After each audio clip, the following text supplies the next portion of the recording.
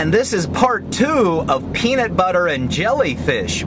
The jellyfish portion of the story is pretty obvious. It's 3 little short stories about customers and jellyfish or jellyfish tank sales. The peanut butter is kind of a reference to the sticky part of sometimes doing business in general. Story number 1 involves we did score on a Jellyquarium cabinet sale to a shop in Illinois, Old Town Aquarium, which is a very popular shop in Chicago, Illinois. And I'm pretty excited that he's going to be reselling one of our Jellyquariums. I'm en route today up to my cabinet guy, which lives a couple of valleys away. He's made the cabinet for my previous Jellyquariums. He also makes cabinets for my fish tanks as well, or should I say the custom fish tanks. This is a 32-inch Jellyquarium black laminate, gloss laminate cabinet, and it's a 2-sided cabinet. So we're en route today to go pick up that cabinet, and then in a couple of weeks we'll take it, along with the tank, the filter system and such, down to the crating company. So come along as we drive on up to our cabinet guy and pick up that cabinet.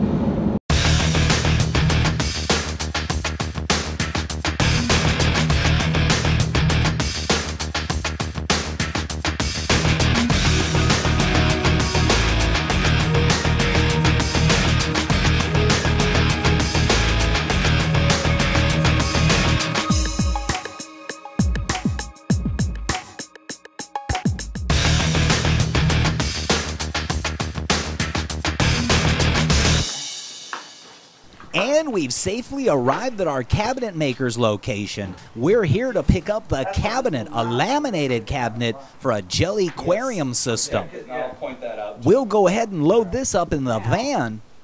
Grab the shark gills again. Let's just lift it. And there's nothing funnier than watching 2 old guys struggle to get something loaded into the truck. But with determination, they're successful. Alright, so we've got the 30-inch Jellyquarium cabinet in there. This is the gloss black laminate version. I thought it was a double-sided, but in fact it's only a single-sided. At least I hope so. I'll have to double check the order when I get home, but I'm pretty sure that's the case. So all loaded up and ready to transport home, and then in another couple weeks we'll load it up again along with the components. We'll go to the tank manufacturer, pick up the tank, and then take all the goods down to the crating company where we can ship it out to the customer. So the second story involves the potential sale of a large 48-inch in-wall Jellyquarium, something like what you see here behind me that would be built into a wall. This would have been to a doctor in Louisiana. This doctor, we had gone back and forth on phone conversations as well as emails, and that doctor wanted the color change in LED lights in the aquarium. Well, my supplier was a local guy, and he kind of got out of it, which forced me to basically find a new supplier myself, and my previous guy had turned me on to his Chinese supplier, but things didn't work out with the Chinese supplier. So I ended up having to find my own Chinese supplier, which we were able to confirm all the components that I needed. I ended up placing an order. There was a few bumps in the road getting the components here, but they did arrive. And it was shortly after that that this doctor asked me to make contact with his construction company so they could incorporate or begin to incorporate the tank into the wall. Or at least frame it out so that the tank could be placed into the wall. And then in addition, wanted me to make contact with a local aquarium service company to help do the actual installation and of course pick up the maintenance thereafter. Well, somehow those 2 parties made contact with each other, and it's kind of my fault for being maybe a little overly helpful. I gave the doctor the telephone number to Bucky, the local aquarium service person, who I had yet to speak to beyond my initial conversation of, are you interested and can I send you this information? somehow they had a conversation, and whether intentionally or unintentionally, Bucky had said some things that basically scared the doctor away. The doctor called me and told me that Bucky had told them that jellyfish didn't live very long, that it was very difficult, that we were going to go through a number of them, yada yada yada yada. Well, all of those three things to a certain degree are true, and being the one who is encouraging or promoting the jellyfish portion of the hobby, I feel that, not that I'm trying to hide that information, and truly I do believe that my own experiences, I am getting better at it, and that if the service person can become as good as I can, then he will be successful in a much more significant way, such as I have been. But the reality is you want to make these people aware of some of the issues that they need to be prepared for, so they can kind of skip some of the bumps in the road that I ran into. Well, whether intentionally or unintentionally, Bucky relayed all the negative aspects of having jellyfish. Now, there is the possibility that they foresaw an opportunity to talk a local potential customer into coming over and doing a fish tank with them, whether freshwater or saltwater, and of course could much more easily portray that as being much easier than having jellyfish. Well, unfortunately, that doctor backed out. And again, I don't have a problem with you realizing you're over your head, that this is more complicated than you anticipated, that you don't have the support locally there behind you, so that ultimately you would not be successful. But what I do have a little bit of a problem with is I ordered all these components, these LED lights, out of China, specifically for this job, and now that person's backed out, and I'm kind of stuck with all that inventory. And to a minor degree, I don't mind having the inventory, because there'll be another sale that'll come along. I mean, all sellers have to kind of inventory stuff. You can't always work off customers' money. I mean, I carry refrigeration units here, I have the filters here, obviously I just picked up the LED lights. I typically wait and have the tank made when there's an order placed, because there are a lot of variations in the tank, see-through, not see-through, colored back, size. I've got 5 different sizes, so and that can be a pretty significant expense. So what I did was I responded to the doctor's email, his backing out email, and I basically said, I understand if you're uncomfortable and overwhelmed with the situation. I said, if you would like to clear your conscience, then I have attached an invoice for the color changing LED lights, basically the light hood with the LED components in there and the little remote control, and said, if you would like to clear your conscience, I've attached an invoice. Well, that was end of December. We're now into the middle of January. No check has arrived. Although I did get an email just yesterday from the doctor indicating that he had not forgotten me, and that supposedly a check was going to go out in the mail in the following week. Who I have not heard from is Bucky. Bucky is a local aquarium service person that I contacted and asked if he would be interested in providing aquarium service as well as the installation of one of my jelly aquariums. This is the same tactic I took years ago when I worked for a large aquarium products company who manufactured lobster tanks, and I was in charge of the service network there and oversaw about 200 aquarium service guys. So it's the same process of seeking out and finding those local aquarium service people. I have to admit, this is the first time I've had one of them, I have to say, backfire on me. Essentially, what appears to have happened is after I approached Bucky, the local aquarium service person, and sent him information on how to service and install one of my jelly aquariums, he either made contact with or was contacted by the local customer and somehow painted a pretty negative picture of jellyfish. Whether that was through his lack of confidence or just being afraid or frightened of the whole project, or if that was intentional, with some expectation that he was going to get a local sale for an aquarium himself and do the aquarium service.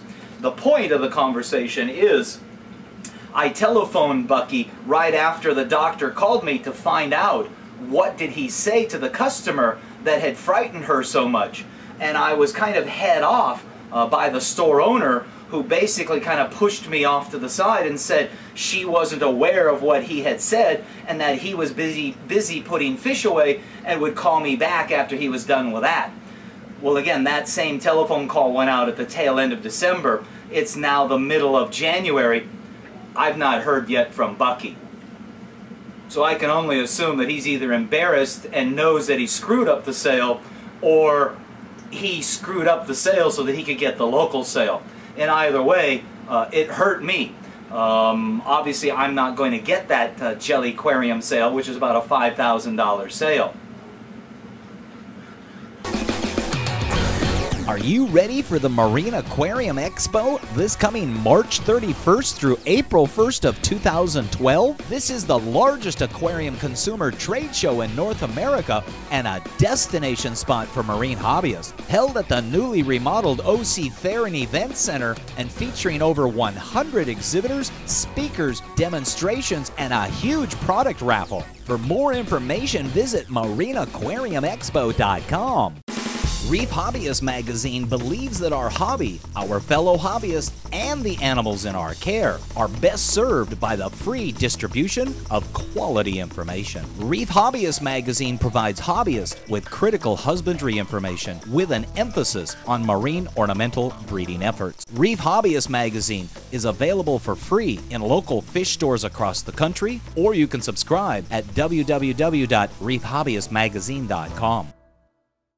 Hi there, my name's Jim Stein, and you know me as the LA Fish Guy. Well, I also wear a couple of other hats. One of them is the jellyfish tank called the Jelly Aquarium, and the third is myfishtank.com.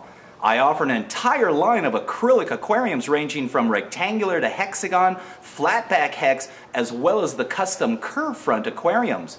There's also an entire line of stands and canopies ranging from MDF to pine to oak, with a variety of different finishes available. And the website is even smart enough that you can calculate what the freight and crate charges to your location will be. That's myfishtank.com.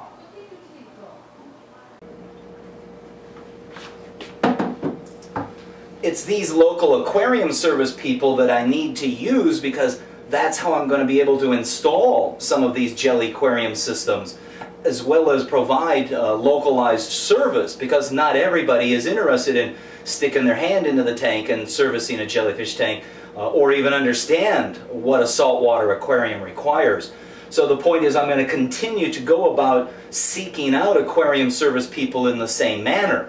I'll just consider Bucky one of those fellows that there's always one bad apple in the whole bunch. And I always look at things when problems come about as learning experiences or the cost of education. And in this particular situation, I think the lesson learned was not to provide that contact information between the customer and the service person until the customer has put up some money. Because obviously in this particular case, I've done a lot of legwork as well as ordered product based on just a verbal, yes, I'm interested, yes, I want to do it, from this local doctor. And so, as I've said many times before, just keep moving forward. And the third story is a local jellyfish tank service customer who's been successful in keeping his moon jellyfish, and now he wants to explore what are called sea nettles. Sea nettles are the ones that have the long dangling tentacles, kind of look like ribbon and lace. Quite often there's stripes in the bill. They're really quite a very attractive jellyfish. The realities are threefold really. One, sea nettles, they'll eat the same planktonic type food as the moon jellyfish, but they also desire some bigger pieces. In particular, they like other moon jellyfish. The second issue is the tentacles on these longer or bigger, more dangerous jellyfish quite often get tangled up quite a bit. And as I hear, the local public aquariums, one of the first things they do every morning is go and detangle the tentacles on the long jellyfish. The third issue with the sea nettles is they sting. And they sting, in some cases, pretty well, pretty good, pretty bad, whichever word you want to use. I don't think I really want to experience it, and so I'm a little bit hesitant to go that direction, which is really why the jellyfish portion of the hobby has not expanded much beyond a moon jellyfish, because there's a little bit of a danger, or at least a harmful aspect there. We have spoken to our local fish wholesaler, who is able to order from that Japanese broker that we got the moon jellyfish once before. Now, I'm a little hesitant to go back to the Japanese broker because I had such a bad experience that time I bought that $5,000 worth of jellies for Spencer and Heidi's tank, and they just literally within a week fell apart. And I pretty much have a very good idea as to why, which is really, it comes down to the quality of the system, more specifically the quality of the water in their jellyfish holding system, but that's a whole nother story. The fish wholesaler is in the process of making an inquiry with his Japanese supplier to confirm what species are available and when they'll be available, but at the moment it appears to be just a very simple, I guess we'll call it a purple striped sea nettle, or an Atlantic sea nettle. We had brought these in years before via a crab fisherman just to see what would happen, and you would think a crab fisherman would know how to close and clasp a bag so that the water wouldn't leak out of it, but when the box arrived, all the water had leaked out because he'd used cable ties to secure the top of the bag. So I've not gone back that direction since. Combined with the stinging aspect, I've been hesitant, but we have a service customer who has basically said, if you can get them and you have a tank to hold them in, then why don't you learn a little bit about them before we bring them out to my place. So basically he's paying me to educate myself on sea nettles. So at this time we're waiting to hear back from the fish wholesaler as to when his Japanese supplier thinks that those purple striped or Atlantic sea nettles will be available. The alternative will be something more like me kind of doing what I call the Marlin Perkins thing. Marlin Perkins from Mutual of Omaha, which was a television show that was on when I was a little kid, and him and his trusty sidekick, who ironically I think's name was Jim, would go out into the wilderness and explore all these other opportunities and collect and culture things. And so I jokingly refer to it as when I have to go out beyond the normal realm of the aquarium industry, where I'm kind of putting the safari hat on myself, I'm doing the Marlin Perkins thing. So I'll keep you posted as to how that comes along. This is that jelly aquarium cabinet that we drove up to our cabinet guy yesterday to pick up. I've just unloaded it. I need to store it here in the garage for about 2 weeks. By then, the tank manufacturer will be done with the jelly aquarium, which goes inside the cabinet. I already have the chiller, the filter system, and the water pump. I just need to pick up a handful of fittings and bulkheads and such. I'll then take all of that at one time down to the crating company, where they in turn will crate it, and then we'll ship it out via truck to the customer in Illinois.